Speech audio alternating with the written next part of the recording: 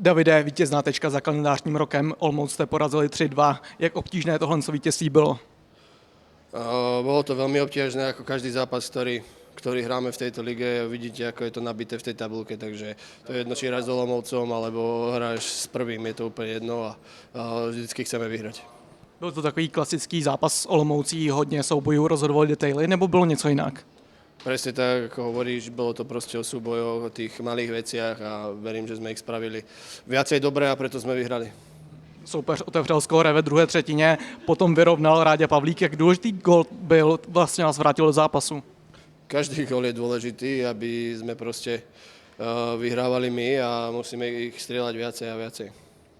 Ve třetí třetině tam byla velmi výrazná ta přesilovka Olomouce pětiminutová, ty jsi tam toho hodně ubránil. Potom hodně bolelo, když soupeř nakonec skóroval už v plném počtu. Tak samozrejme, vždy to boli, keď dostajeme gól, je to jedno, či vo Slavovke alebo v 5-5, proste ubránili sme to. Všetkým chcem poďakovať, čo hral Piqué a proste teraz sme dostali gól 5-5, to sa proste stane a musíme sa vyvarovať tých chyb.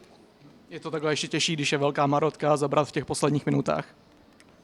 Tak je veľká marotka. To je asi najdôležitejšie povedať, že proste hráme na tých, čo sme zdraví a snažíme sa odozdať maximum tomuto týmu a proste zabrať za tých, čo sú zranení, ako oni zabrali napríklad, keď som bol ja zranený. Takže toto ukazuje tú tímovú hru. Zápas nakonec rozhodl Conor Bannerman, dneska pálil ostrými 3 góly, 1 do vlastní, tak co si říkal na jeho výkon?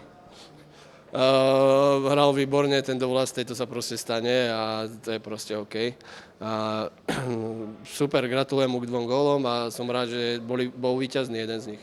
Kalendářní rok zakončujete na 2. místě, tak spokojenost v kabině s touhle pozicí.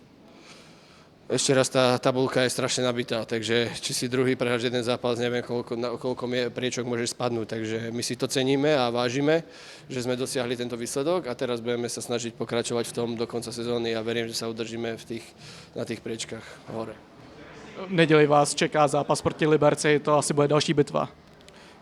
Každý zápas tejto ligy je bitva a my sa ju snažíme vyhrať. Díky moc, ať se daří. A ja ďakujem veľmi pekne.